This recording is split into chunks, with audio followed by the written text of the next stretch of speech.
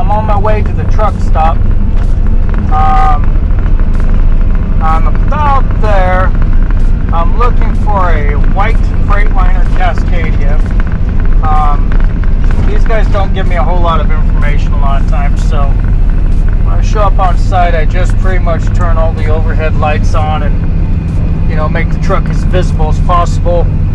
Second, it keeps me from getting run over when I start driving around real slow looking for people. But no, I'm here, so we'll see what we got. And I think that is my gentleman right there. Okay, I got him. So I'm gonna pull into a reserve spot real quick, take a look at everything, and turn all the lights on the truck, and see what we can get going on. And I'll give you information in a second when I get more.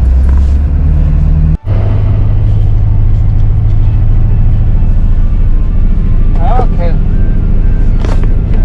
Let's get this little thing set up so someone can actually see me. Okay, so I made it out of there. It was a little chaotic. We had a driver drive into the fuel island the wrong way. And then he decided to try to turn a truck with a 53-foot trailer completely sideways in a fuel island at the time of day when everyone's trying to get fuel and get home for the night, and kind of messed up everything for everybody a little bit, but we got him all turned around, got him situated, everything worked out for the best.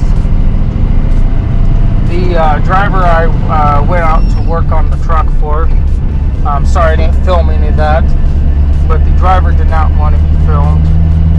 You know, you gotta respect their privacy. You know, they do a very important job. They keep those trucks running and keep the food on the tables and the toys under the trees. So that's where that's at. So I'm gonna try to get this old girl back home. I apologize about my shifting, but the clutch is for desperate due for a adjustment.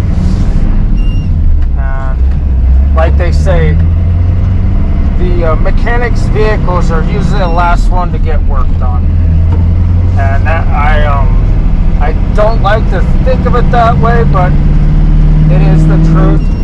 As long as it goes up and down the highway and it is safe, it works out just fine for me.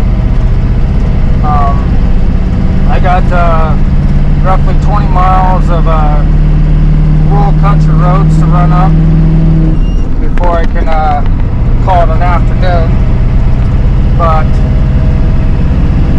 it'll be that. Call it a day.